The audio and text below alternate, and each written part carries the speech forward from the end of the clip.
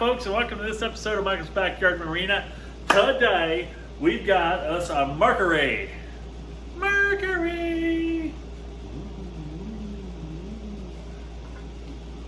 40, that's 40, which stands for 4 horsepower.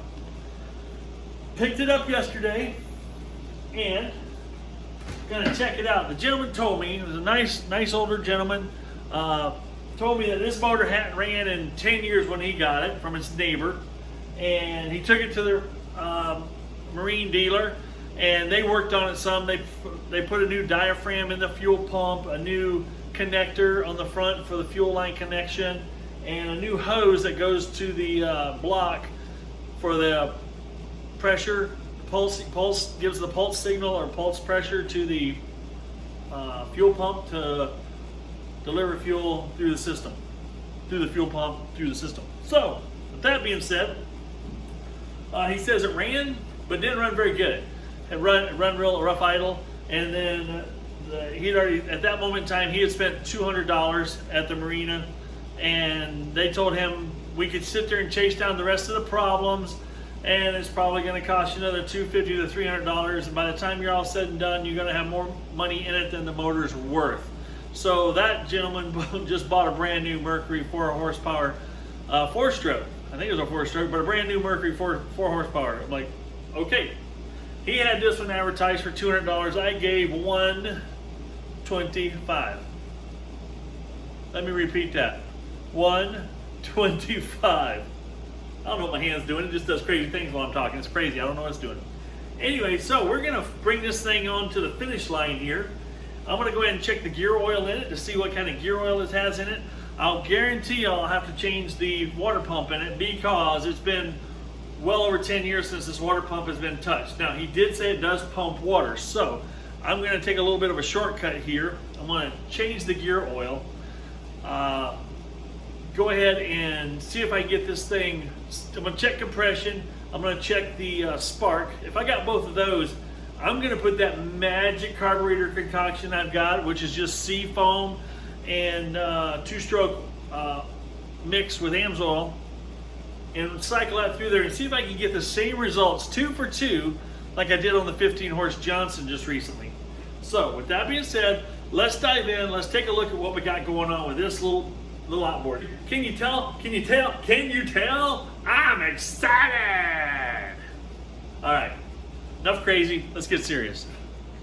Now what this one is supposed to be equipped with is a Perma-Gap spark plug. It says it right on the side over here. Perma-Gap spark plug by Mercury Marine. So it looks like it's got an NGK in there. We're going to see if it's a Perma-Gap or not. If it is, we should be pretty good to go. And that'll be a good positive. Boom. Perma-Gap. Smells a little gassy. Let's check compression. All right, let's hope for a good number here.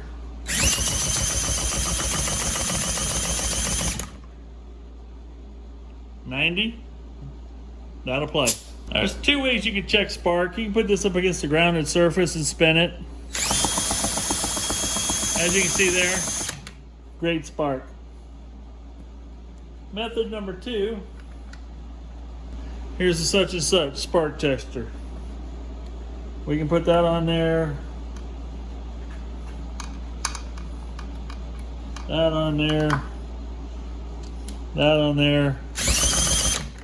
Let's see if you can see that okay.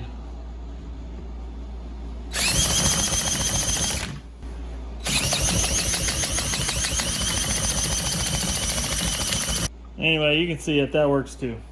Well, we got compression, we got spark. We'll see if we have a fuel delivery, which they said the pump worked. Next thing I'm going to check is the oil in the foot. Before I fire it up and run it, you always want to check and make sure your oil's good, or gear oil's good. Otherwise, you might mess something up. Now, what we're going to do here is use a good quality screwdriver and break this loose if I can. It wasn't even very tight. See, that's why you want to check things. That wasn't tight at all. But we're going to leave this screw in for now. And I'm going to see if any water comes out of this gearbox.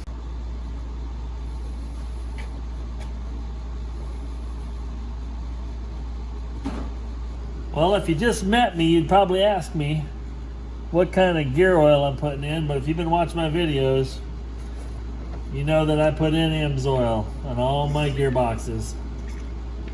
No ifs, ands, buts, or coconuts here, folks. All right, locked and loaded with some new oil. All right, we got her pumped up. I haven't tried starting this thing with a drill before. Let's see what happens.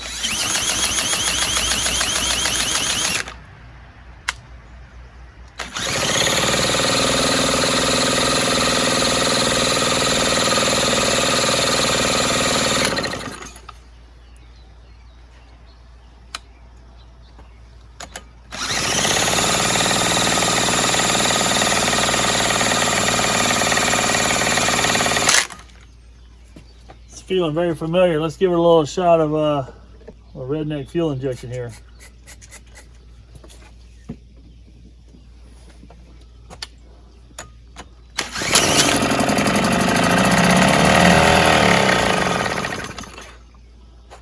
So we know we don't have any fuel delivery system here.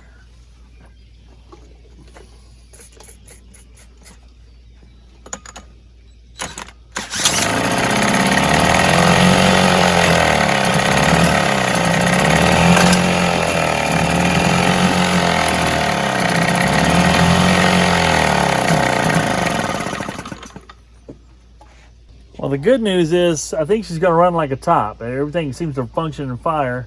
We have some carburetor issues. He told me that the guy's put a new diaphragm in it, and he never told me whether he witnessed it running and not running well or not, but this thing will not run. He said it would run but wouldn't rev up. It would just idle and die.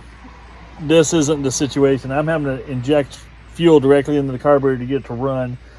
The fuel pump, I have a feeling, they said they serviced it, they put new diaphragms in it, but if they didn't put new check valves in it, which I think this one has a double check valve system, or they put them in backwards, something like that, they won't pump any fuel.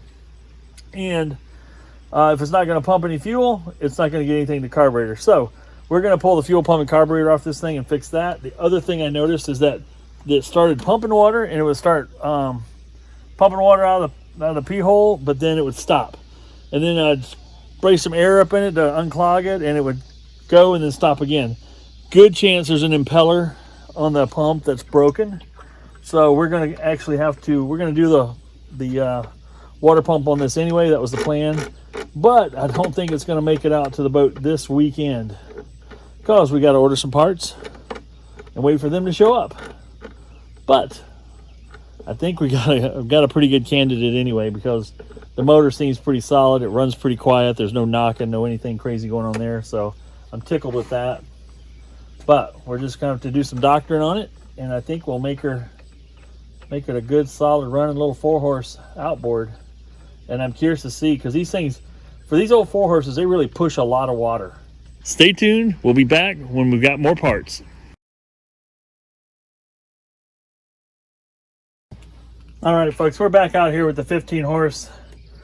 This is the one we just finished up recently that I did not do the carb job on it, but I did run the seafoam through it, quite a bit of it, and got it running like a top. What I was waiting to get is a new mixture knob, which I have, and a new idle knob. This thing was broke off, and somebody had zip tied it together like people do. Crazy things happen. So it's been a solid week now since I ran this thing. So we're gonna pump it up. There you go. Pump it up to the bulb's solid. There we go. We're gonna pull the choke. Let's see, and put it in the start position. Let's see if this thing will run after that length of time.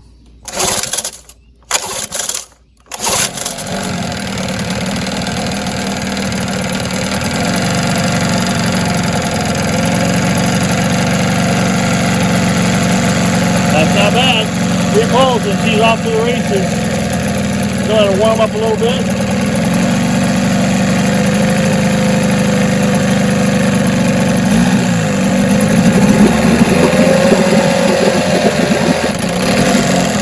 Since this is broke before, it didn't have a nice stop. Now I can come down and hit a stop.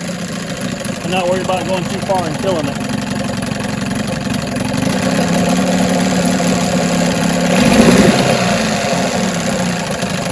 Now she's as she should be. Awesome. Pop it into gear, she keeps running.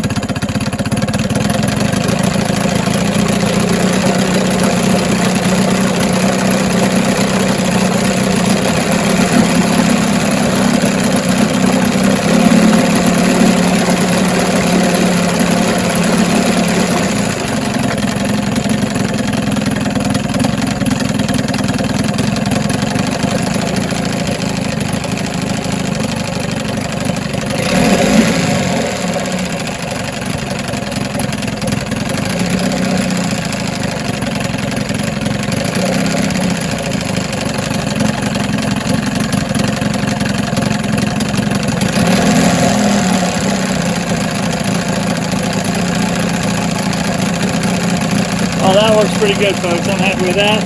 Knobs fit good, work good. We're gonna let that play. Alrighty, great news. We got the carb kit and the water pump impeller and kit for doing the old 4-horse Mercury. So let's tip this thing up. Let's get that gearbox off and let's get after that water pump and see what may have been causing it to flow with interruption. To remove the gearbox off of this unit, there's a 9/16 wrench required here. You'll back this one off. You'll find that this will not come all the way off until you drop the gearbox down a little bit. So you just go ahead and back this one off as far as it'll go. You'll hit a stopping point there where it just won't go any further. Don't force anything. Under here, it takes a 1/2-inch socket. There's a secondary bolt, or there's a stud with a nut on it under here. Go ahead and remove that one and take it all the way off. I do have this in forward gear.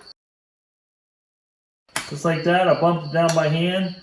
That'll give me enough room to get this nut the rest of the way off. Should be able to bump this the rest of the way off now. Just like that. Well, that's interesting. The whole water tube came out with it.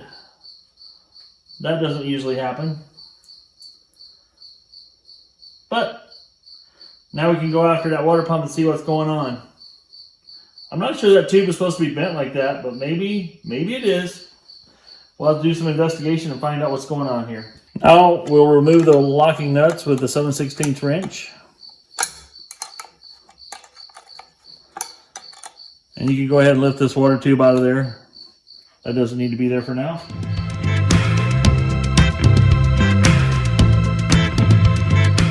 Now that we got the housing out of the way, you can start to see a little bit of the problem. Hopefully I can get that out of there. But it's all that, there's impellers that are broken. They are just, and they're pointing the wrong way, and there's all kinds of weird stuff going on. And that would be a good indication why that the pump wasn't pumping a lot of good water. Yeah, look at that guy. That's pointing in all kinds of wrong directions. That's broken. I pulled the one off, broke off. This one was missing. We're going to pull this tube out to make sure it's clear, to make sure no rubber got down in here on the pickup area. The cup looks pretty good shape. I think we'll leave that. But we'll go ahead and pull this out and take a look at what's going on under there. That seems to be clear. That's clear, that's clear. We'll blow some air through here. I'm pretty sure that's clear. But that would be a good reason why it wasn't pumping any water. The pump was pretty much toast. It'd pump a little bit, but it wasn't pumping much. When we put a new impeller in there, it's going to pump like a champ. Now, I'm not sure what it is about these Mercuries, but I haven't taken one apart yet on these little guys, that this hasn't been just packed full of sand in here. It's just all packed with sand, and I believe there's supposed to be a little weep hole here that should let water out, and that weep hole is really small. So it doesn't take much to plug that up. I'm going to see if I can flush that out and get this cleaned out so that thing will let water drain, because there was water setting in here, which that's not good either, because if it was to freeze, it could there again crack this gearbox. and that would destroy things. In case you're wondering what the new one looks like compared to the old one, obviously junk and nice. Let's get busy putting that back in. Now, I don't know of any fancy techniques. This is a little key that's got to go back in there on the shaft. I put a little grease on that, and this flat side goes up against the flat on the shaft, which drives on this little, you can see that little groove down through the middle there. So let me get this rolled around so you can see it. There's a groove there that key rides in, that drives it. So you can see it right there. So these can be a little bit of a monster to put back in, but I put a little grease on the key. I slide these on, and then I apply a little pressure as I'm folding these around and try to keep that key lined up, and then with any luck, it goes on first try.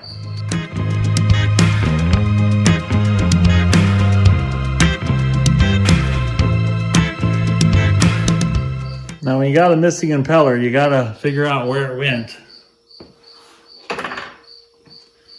And if you're looking here, I was looking it over before I put it back together, and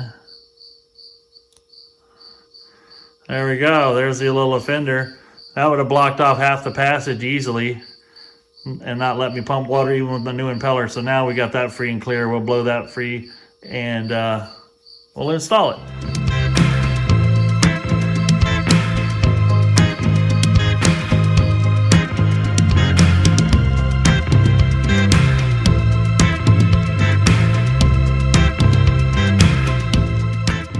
Alright, now that we got the water pump fully assembled, the pickup tube back in place, the alignment tube for the water upper pickup tube to go into for alignment to get it in there. We've greased the end of this shift shaft spline, and we've greased the end of the spline on the drive shaft. We are ready to install. We have our flinger put back in place. We've got this flushed out. I've drilled an actual bigger hole. I'll show you that. I actually made this drain hole a little bit bigger because it was just a pinhole there. It wouldn't let anything out. Well, I want the size of sand and debris that was in there. Once it gets in there, I want it to be able to flush out. So we'll keep an eye on that. Now we're ready to put this assembly back onto the power head. Well, now it's time to see if we can finagle the old gearbox back in place.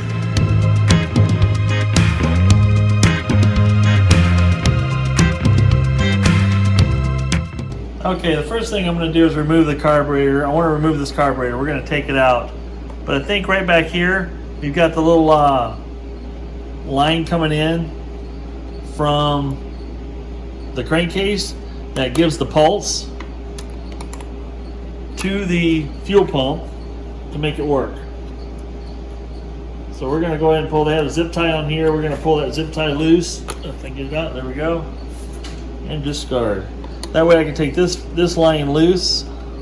So now we got that line off and out of the way, so that's disconnected. The next thing I want to get out of the way, if at all possible, see the bad part is this fuel line, or the fuel line that feeds this fuel pump, comes in from over here, where your plug-in is for your quick connect. And it's all very tight in there. Not a lot of room to work. So what I'm going to do is I'm going to take this piece out of the way. This is your little choke. And just so I don't have to wrestle with it and have it in the way here when I'm trying to wiggle the carburetor around, I'm going to remove it. Now the trick to removing this is this little piece here, push and turn, but you got to hold this piece still. This piece right here. So you can hold this still. Let me see if I can do it here. I'm pushing and turning, and then that'll release, and that should come on out there, and it's got a spring. So now that that's out of the way, this little jobber comes out, and now you got some clearance down in here.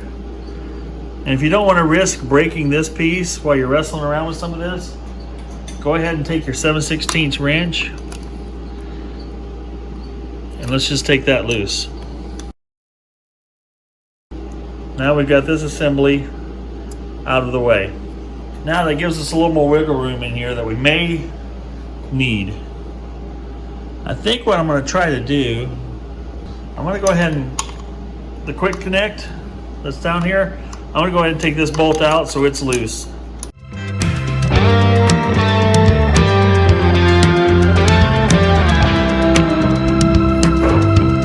The next thing I took loose was this bolt here, or these two bolts here. So you can lift this up and it can be separated from the carburetor. This will allow you access to a bolt or nut that's right back here that holds the flange of the carburetor to the power head. So that's what you want to do next before you remove the carburetor.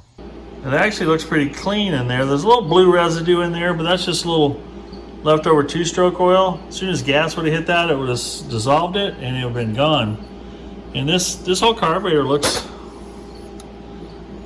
really clean. And the float here looks really good. So we're gonna set this aside. And I'm gonna focus on this piece here. Because here I think is the culprit for not letting gas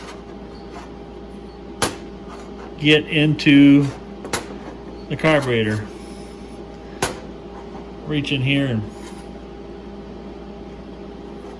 see that screen looks really good and clean. I just have a feeling, my gut tells me that somebody put this together wrong. But I'm gonna hook the fuel up to here. I'm gonna put pressure on it. But if I can't push gas past the check valves with the pressure bulb, that means something's not right in here. And now what's interesting is I can actually push gas, floods through there easily. Now let's put a little kink in this line like it was sitting. Next thing I know, it don't take much and you can't get anything through it.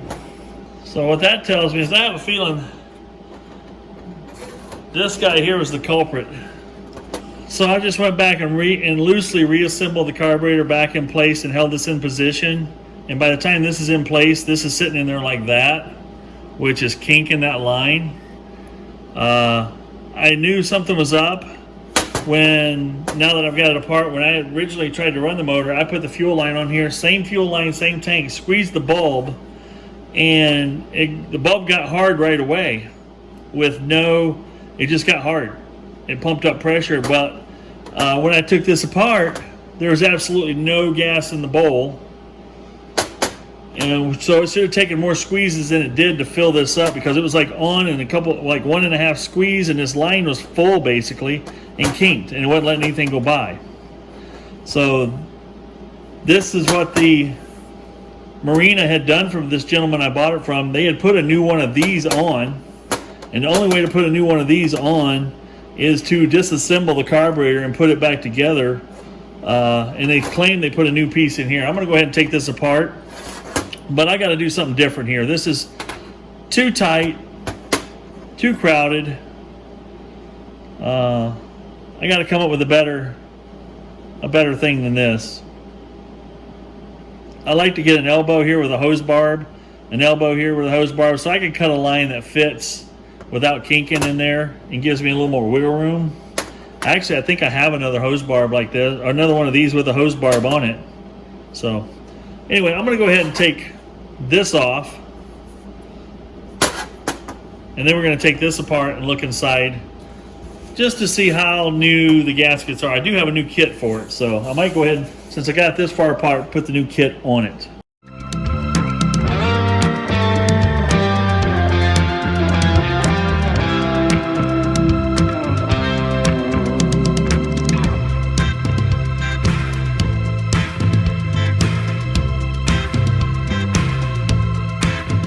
So now I want to show you the check valves. So the way this is assembled, gas comes in through the bottom. Should be able to push through this one, comes to the other side that has a little diaphragm and pushes it back up through this one, but then goes up and goes into the carburetor bolt through the filter and into the bowl from there. The new kit comes with new check valves. I have new check valves here, and these look to be original. Probably still work fine, but as long as I got it apart, why wouldn't I put new ones in? So I got new check valves and all new gaskets here. But I like to pull this apart in this order just so I can make sure I can put it back in the right order, and everything looks right, then it is right. So you can see how this was on here.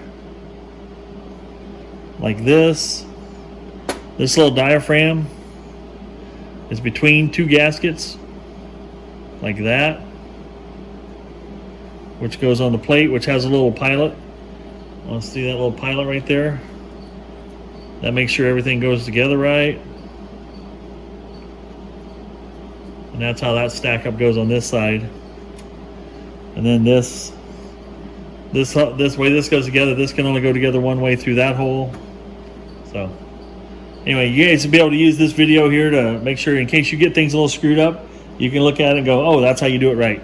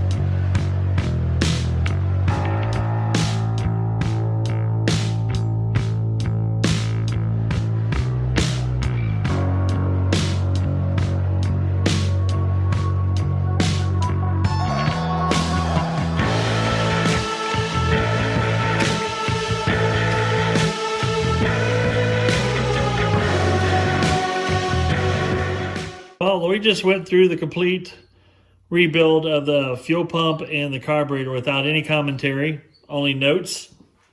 As you saw, it's all ready to go back together. I have not tightened this bolt down yet because I want this to be able to move yet while I'm reassembling it. The other thing I need to do is I have put a different fitting on here, a barbed fitting. So the goal is to replace this hose that normally went like this. I got to get another barbed fitting here, and I'll put a piece of hose between here. That won't, because you can buy this assembly from Mercury, but apparently it's a little long, or something was out of adjustment somehow. And it could have been this wasn't where it belonged. I don't know. But in the morning, I will get another fitting like this with a barb on it, and we'll put a regular line on it and make it just so it comes out a little bit overall shorter than this, and then it should function properly. But that's all there is to going through the carburetor. You saw how it in the video there that I sprayed carburetor cleaner through all the orifice holes just to make sure everything was clear. We also look at all the little the orifice and jets to make sure all the little cross holes and everything you can see through them clearly, and there's nothing obstructing the flow of gas and air through these. So, and then you also saw that this is the idle air mixture screw. Before I backed it out, I screwed it in until it bottomed out, and this was backed out 1 3/4 turn. I backed it out 1 3/4 turn. We'll start there. We'll fire the motor up, and then we'll possibly adjust this at least 1/4 to 1/2 a turn, would be my guess, or it may be just exactly where we need it. So when we get back, we'll have the other part, and we'll put the carburetor back on the outboard, and then it goes in the tank, and we run that bad boy. Alrighty, it's the next morning, and good luck would have it, my local Napa store had a fitting that had the 1/8" pipe here. This has got a 5/16 barb on it, which is fine. This one also has a 5/16 barb on it, so I'll be able to recreate exactly what I have right here in the original hose. As you can see, I can recreate it. The only cool part that's better than this is that I can make it a little shorter, so when it's put together, it doesn't kink like this one did. Now, as you can see, I've recreated the purchase part. And if you lay this one over this other one here, you can see approximately how much longer. It wasn't much. Get it on here, right? It wasn't much longer overall, but the fact that it kinked, that's all it took. Now I've got this one cut to precisely the right length, that when it goes in there and everything lays in place, there is absolutely no bind on this at all. The bad part about a kink sometimes is it might hold itself for a little while until it gets in a warm environment, and then it just collapses on itself. So I think we got a pretty good fix here, pretty sound fix, and very inexpensive. We're talking about $10, or this is like, they're like $4 a piece maybe. So less than $10 easily here to fix this. If you look it up online, to buy one of these costs about 28 bucks from one of your outboard motor suppliers. So, and then typically you pay anywhere from $5 to $8 shipping just to get that one piece. Less than $10 right here, and it's going to work. I'm doing my best to get you in a position so you can see here. Now this, I put this back in as an assembly, just so you can sneak everything in. It's easy enough to sneak that back into place. This little fuel connection piece back into place. And while, see, everything's loose here, you can move things around. We've got our new carburetor gasket in place. We can now stick our carburetor back in and finagle it back in because everything's loose. You stick that back in just like that. And while this is all out of the way, we'll put the 2 nuts back on to hold the carburetor in place.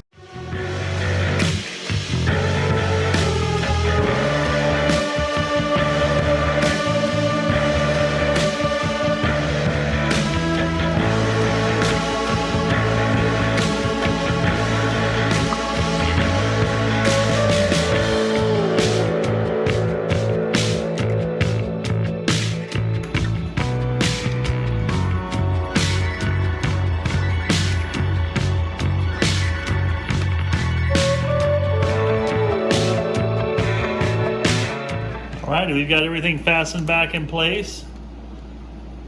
Everything looks like it works as it should. Now we need to put our choke plate back on. Now when you're putting this back on, you want to make sure this little knob here ends up inside this spring, which also ends up inside this slot. What that spring does is put it in place so it's kind of over center action, so that when you close it, it stays closed. When it's open, it stays open. So let's put this back in place and put our bolt in. And as you can see here in this little detail, that the knob has a couple little keys on it that goes in here, and that's where it pushes in and locks into place. Once you get that back finagled back into place, turned, locked, and pulled back in, should be able to choke, no choke, choke, no choke.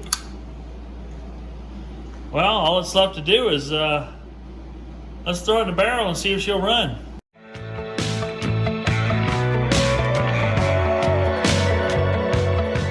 Okay, we got water in the tank.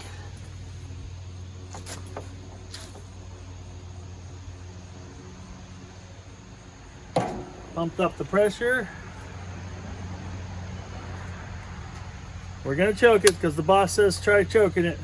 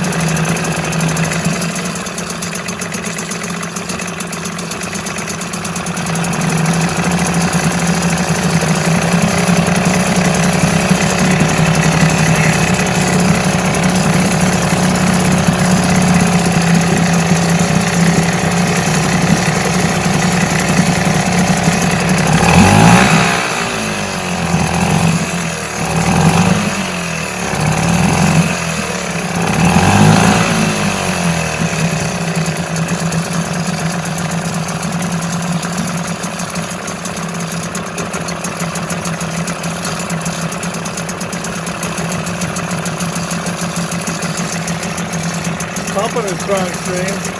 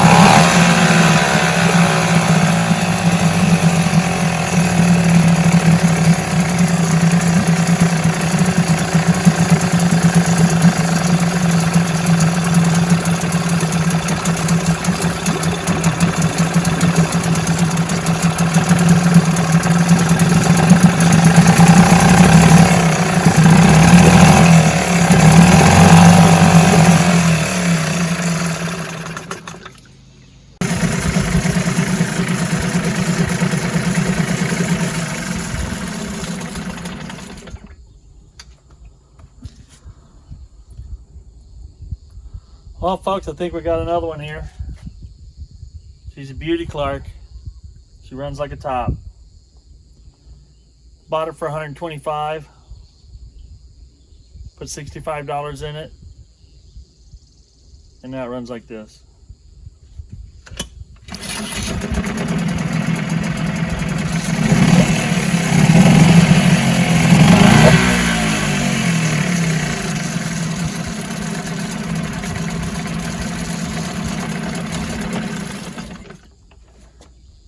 That's the way it ought to be.